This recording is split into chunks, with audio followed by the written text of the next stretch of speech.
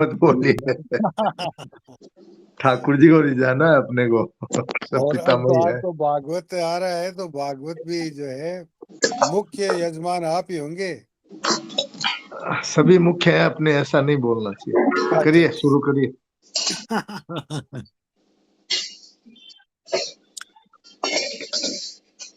अपने तो भगवत कृपा की ओर देखना चाहिए बस। सही बात है, ये बात।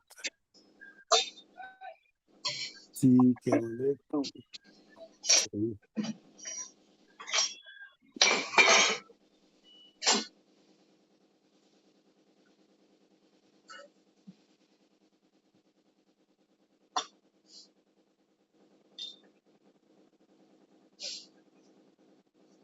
राम राम, सबको प्रणाम। आज सुबह स्तुति प्रार्थना के बाद में गीता भवन से परम श्रद्धेय स्वामी जी का जो प्रवचन लगा वह था दिनांक 30 जुलाई 1994, और स्थान था श्री मुरली मनोहर धोरा, भीनासर, बीकानेर, और विषय है कर्म, ज्ञान और भक्ति का विवेचन। इधर स्वामी जी ने बहुत सुगम ढंग से कर्म योग, ज्ञान योग और भक्ति योग का तुलना करके हमें समझाने की प्रयास किया है कि ये जो 3 मार्ग हैं मुख्य रूप से गीता में, वो क्या है। तो स्वामी जी यहाँ से शुरू करते हैं कि प्रत्येक जीव का स्वभाव सहारा लेना है।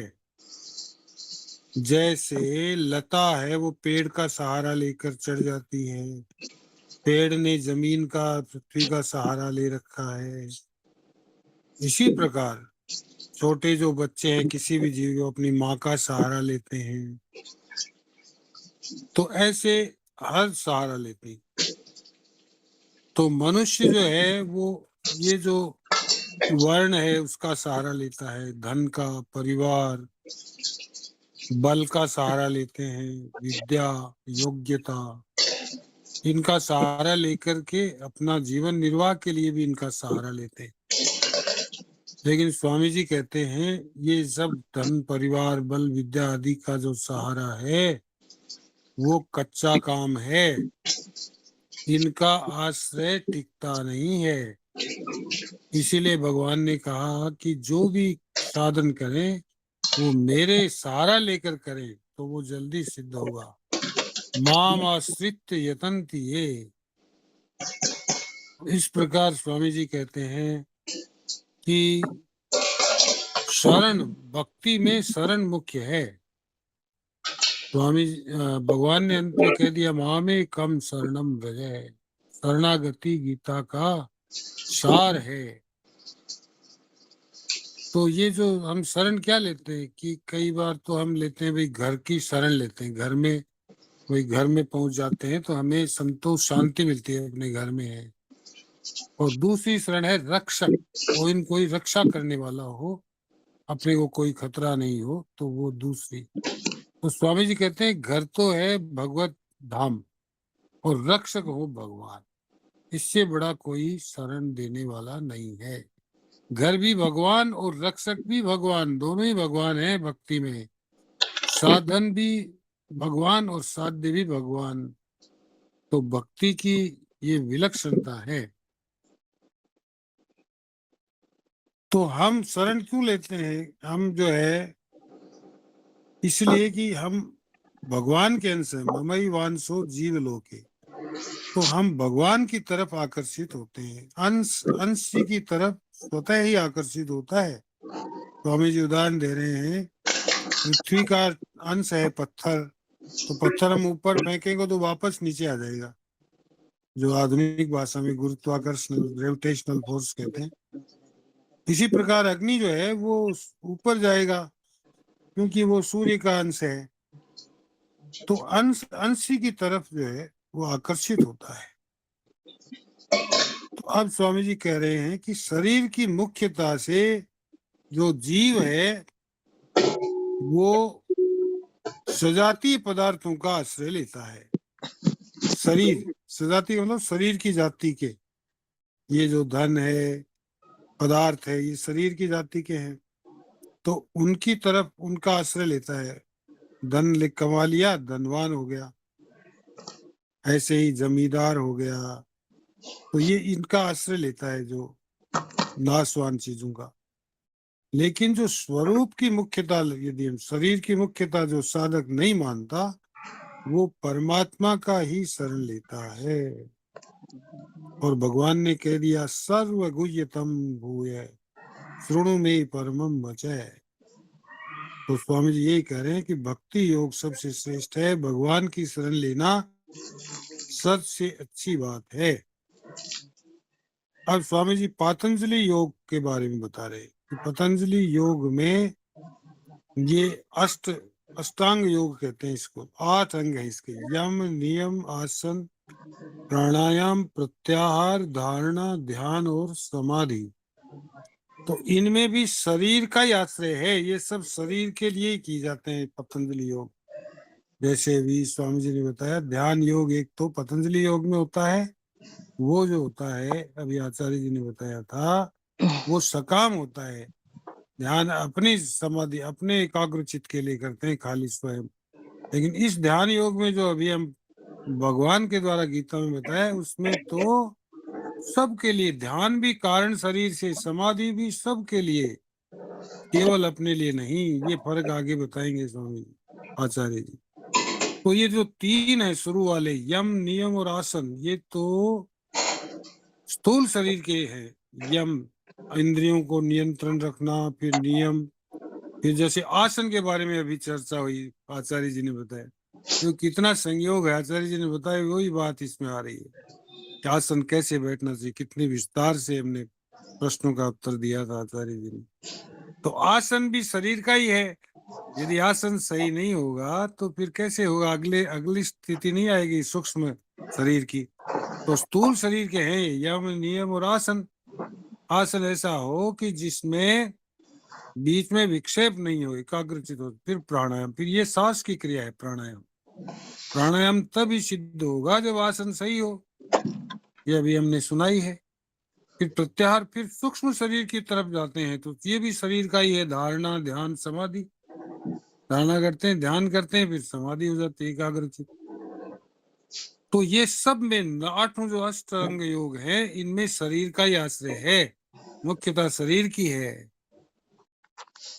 और अब जो स्वामी जी तीनों योगों के बारे में बता रहे हैं कि ज्ञान योग में अपने स्वरूप को, जो तत्व है, उसको जानने का लिए जिज्ञासा पैदा होती है। इसको हम कह सकते हैं आध्यात्मिक साधना। इसमें स्वरूप को जानने की जिज्ञासा साधक में होती है, ज्ञान योगी में। तो ये जिज्ञासा का मतलब कुछ जानते हैं लेकिन पूरा नहीं जानते, तो वो जिज्ञासा होती है। बिल्कुल नहीं जानते तो जिज्ञासा नहीं होती, पूरा जानते हैं तो भी नहीं होती। तो साधक जो है वो बीच में है, वो कुछ जानता है लेकिन अब वो जिज्ञासा है कि स्वरूप को, तत्व को कैसे जाना जाए। तो ये आध्यात्मिक साधना है। कर्म योग है वो भौतिक साधना है। इसमें स्थूल शरीर जो है उससे, और जो भौतिक पदार्थ है, अपना जो स्थूल शरीर है उसको, और जो भौतिक पदार्थ हैं, धन पदार्थ आदि, इससे हम सेवा में लगा करके काम में लेते हैं। तो ये फिर हो गया कर्म योग, ये भौतिक साधना है। लोकेस्मिन द्विविधा निष्ठा पूर्वोक्ता मया नघ है, मेरे द्वारा 2 कही गई है, भागवत में भी आए 2 निष्ठा हैं। ये लौकिक निष्ठा है, ज्ञान योग और कर्म योग। तो इसमें ये जो ज्ञान योग है इसको विवेक मार्ग भी कहते हैं, विवेक का इस्तेमाल ज्यादा होता है इसमें। लेकिन कर्म योग में भी विवेक काम में आता है। तो इसमें हम जानते हैं, पहले जानते हैं स्वरूप को। ये भी तत्व योग हो जाता है कर्म योग से भी, जब दूसरों की सेवा में लगा देते हैं निष्काम कर्म से, वो भी तत्व को प्राप्त कर लेता है। तो ये जान जाते हैं, फिर जानकर परमात्मा को मान लेते हैं। तो जानकर मानते हैं इनमें, कर्म योग और ज्ञान योग में। और भक्ति योग में पहले मानते हैं, ये विश्वास मार्ग है, इसमें पहले विश्वास करते हैं कि सब भगवान हैं। तो भगवान ने कह दिया कि जरा मरण मोक्षाय मामाश्रित यतन्ति ये ते ब्रह्मविद, ऐसा कोई श्लोक बोला था कि जरा मेरे को शरण लेकर के जो प्रयास करते हैं तो सुगम हो जाता है मार्ग, सबसे सुगम मार्ग है भक्ति मार्ग। तो इसमें जिज्ञासा नहीं होती, इसमें एक तरह का प्रेम, या हम कह सकते हैं प्रेम पिपासा होती है, भगवान से प्रेम की उत्कंठा, उत्कट अभिलाषा, लालसा, ये भक्ति योग में जरूरी है। और ये जो भक्त होता है वो भगवतनिष्ठ होता है, केवल भगवान का हूँ, भगवान मेरे। तो ये हो गई आस्तिक साधना। तो 3 प्रकार की, ये तीसरी साधना सबसे बढ़िया बताई। तो पहली भौतिक साधना जो है वो कर्म योग है, आध्यात्मिक साधना ज्ञान योग, और आस्तिक साधना भक्ति योग है। तो ज्ञान मार्ग व कर्म योग में तो क्रिया है, क्रिया प्रदान है, लेकिन इसमें तो विश्वास प्रदान है। अब स्वामी जी कहते हैं कि भगवान ने कहा, और वास्तव में सही बात है, कि ये जो कर्म योग है वो लुप्त हो गया है।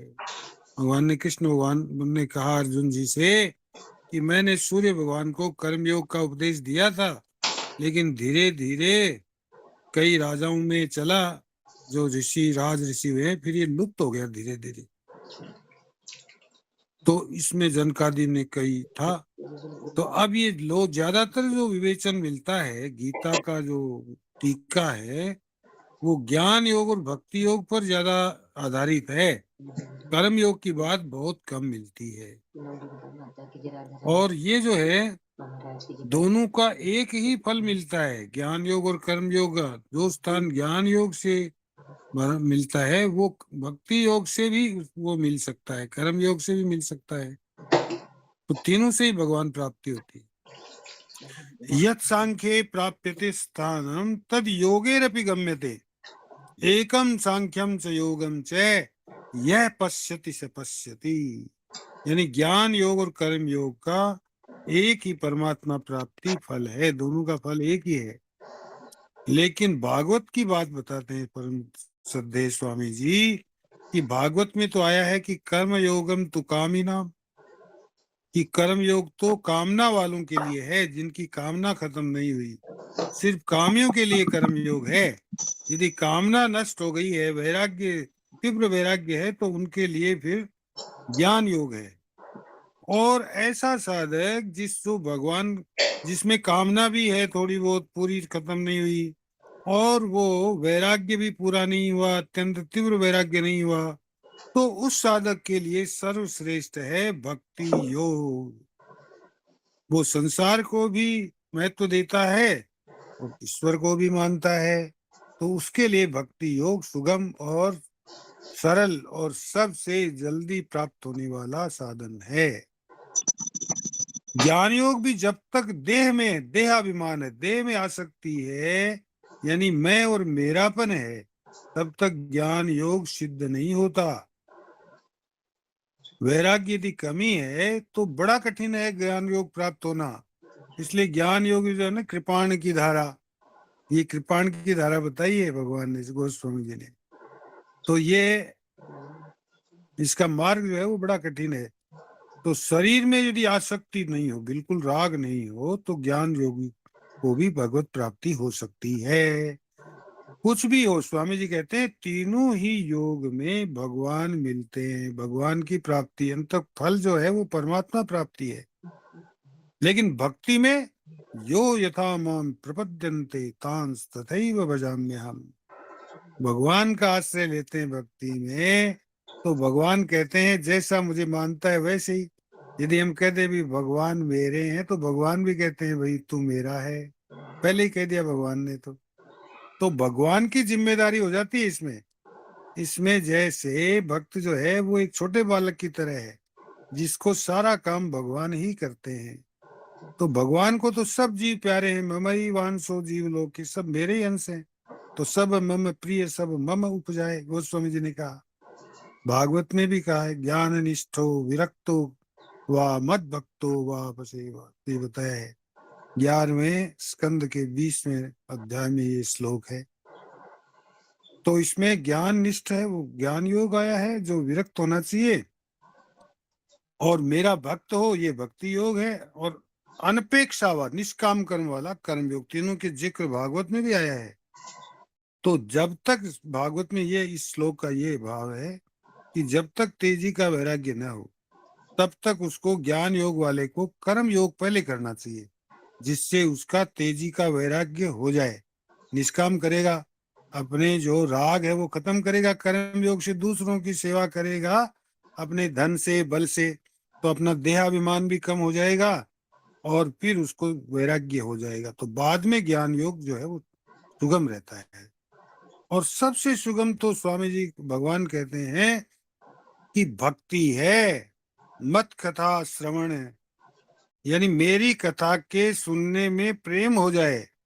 जैसे अब साधु के प्रेम के कारण आज कथा भगवान की भागवत होने जा रही है, वैसे तो उससे फिर मेरे प्रति प्रेम हो जाएगा, तो उसके मैं प्राप्त हो जाऊंगा। स्वामी जी ने 3 बात बताई, वृत्ति, विश्वास और योग्यता। तो वृत्ति और योग्यता, ये ज्ञान योग में वृत्ति तो सबकी होती है, जानने की भाई जिज्ञासा होती है, जो मैं जानूं, स्वरूप को जानूं, ये जानूं।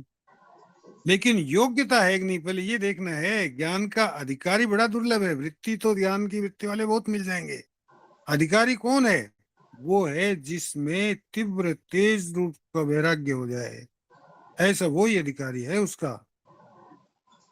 यत सर्वाणि कर्माणि मयि सन्न्यस्य मत्परा, सब कर्मों को जो है मुझे अर्पण कर दे, ते प्राप्नुवन्ति मामेव सर्वभूतहिते रताः।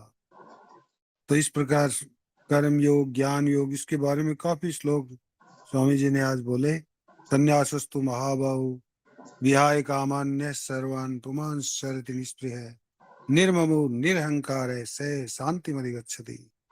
ममता रहित और निरहंकार रहना तीनों योगों में जरूरी है, कर्म योग में भी है, ज्ञान योग में भी है और भक्ति योग में भी है।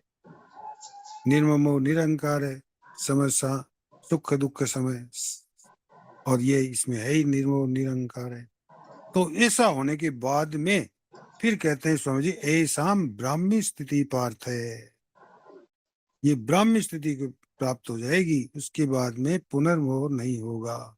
ऐसे भक्ति में क्या आता है कि मत चिताम मत गत प्राण है बोधयन्ति परस्परम तेषाम ददामि बुद्धि योगम ज्ञान ज्ञान दीपेन भास्वता। पूरा श्लोक में नहीं बोल सका हूं, तो इसका भाव बता देता हूँ। भाव ये है कि स्वामी जी कह रहे हैं, भगवान कह रहे हैं कि मेरे चित्त में हो जाए और मेरा भक्त जो है उसको मैं कर्म योग ददामी बुद्धि योग मैं दे देता हूँ।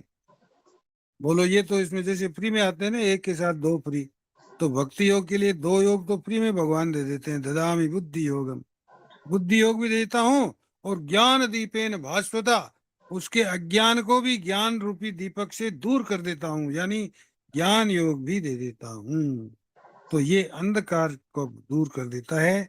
तो भगवान की जिम्मेदारी है सब योग देना। जब भगवान का ही हो गया तो फिर बेटों की क्या जिम्मेदारी है? ऐसे भगवान के शरण हो जाएं, स्वामी जी कह रहे हैं।